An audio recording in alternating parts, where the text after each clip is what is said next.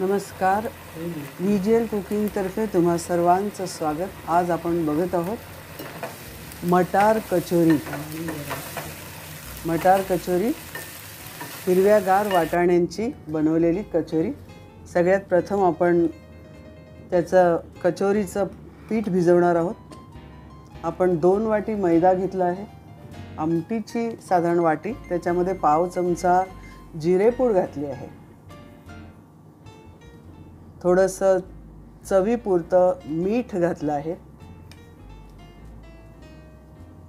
आणि 3 चमचे तूप घालायचं आहे.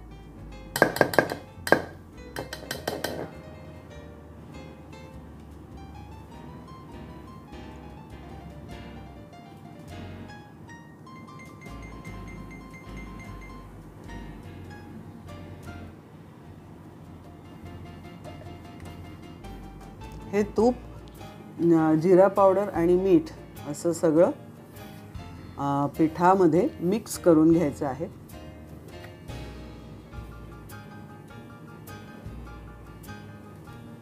आणि अशा पद्धतीने पिठाचा एकत्रित गोळा जेव्हा तयार होतो तेव्हा हे सगळं मिक्स झालं असा त्याचा अर्थ होतो. आता जरुरीपुरतं पाणी घालून हे पीठ मळायचं आहे. खूप पातळ पीठ होता कामा नये, ते घट्टच भिजवायचं आहे.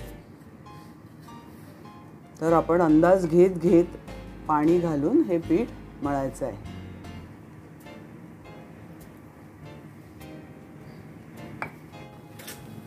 हे पहा, अशा पद्धतीने हे पीठ मळून तयार केलेलं आहे. इतक्याच पद्धतीने हे पीठ मळून घ्यायचं आहे. हे पीठ आता आपण 10 मिनिटाकरता बाजूला ठेवून देणार आहोत, म्हणजे ते मुरेल. आता आपण कचोरीमध्ये घालायचा मसाला तयार करतो आहोत. त्याच्यामध्ये 2 चमचे धने, 2 चमचे बडीशेप, 1 चमचा जिरं आणि 10 दाणे काळी मिरीचे.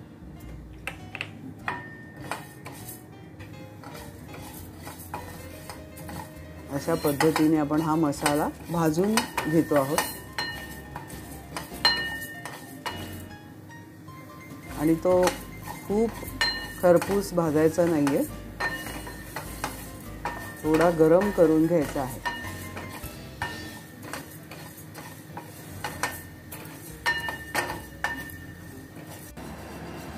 हा आता आपण मिक्सरला वाटून घ्यायचा आहे. थोडासा थंड करून वाटून घेऊया.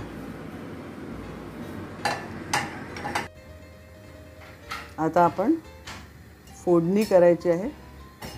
त्याच्यासाठी 1 डाव तेल घातलेलं आहे. या हिरव्या 4 मिरच्या बारीक चिरून घेतलेल्या आहेत, त्या आपण फोडणीत घातल्या. त्या थोड्याशा परतून घ्यायच्या आहेत.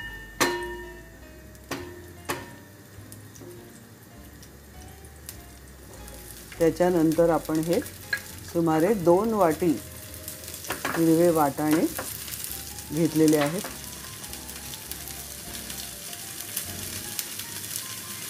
चवीपुरतं आपण मीठ घालतो आहोत त्याला.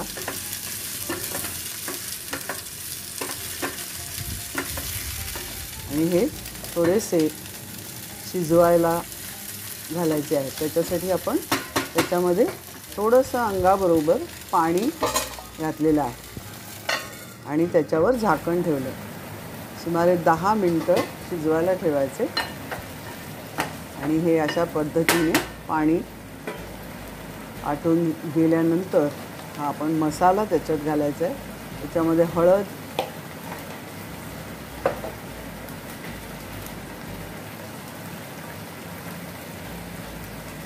थोडंसं लाल तिखट, सुमारे अर्धा चमचा, हिंग थोडासा,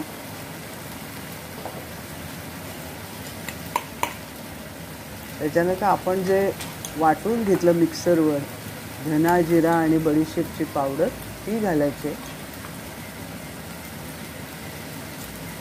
2 चमचे किंवा 3 ते आपल्या आवडीप्रमाणे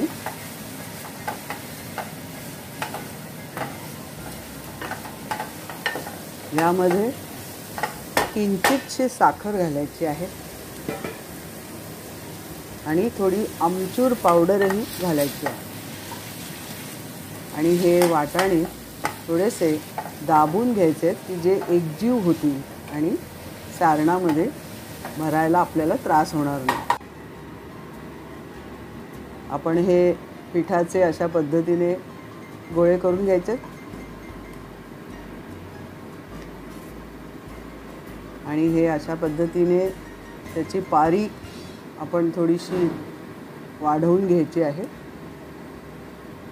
हातावर घेऊ शकता किंवा पोलपाटावर घेतली तरी काही हरकत नाही। त्याच्यामध्ये सारण भरून ते अशा पद्धतीने बंद करायचं आहे।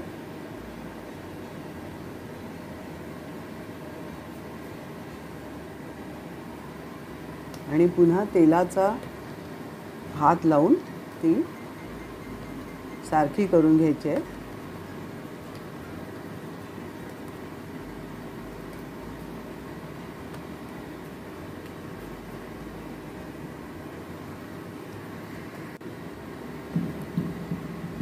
परत एक पारी भरूया।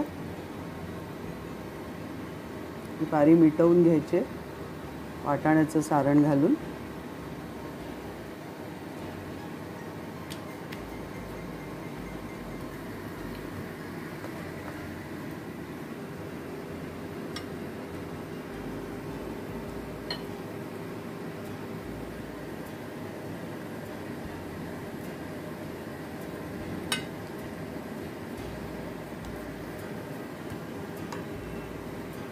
हे पहा अशा पद्धतीने सारण भरायचे।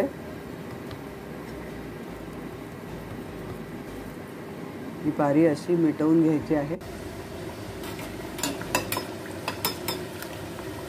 आणि थोडासा तेलाचा हात लावून ते वाढवायचं आहे किंवा एक सारख्या पद्धतीने करून घ्यायचे जेणेकरून ती जाड होणार नाही आणि चांगली तळली जाईल।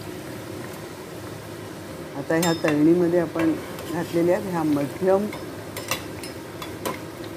आचेवर तळायच्या आहेत। खूपही हाय फ्लेम ठेवायची नाही, मध्यम आचेवर तळायचे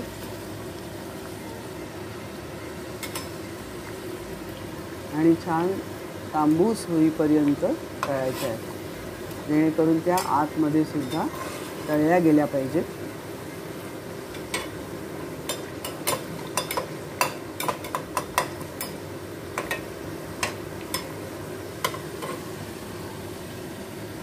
ह्या अशा पद्धतीने पूर्णपणे तेलामध्ये तळून घेऊन मगच त्या बाहेर काढायच्या आहेत।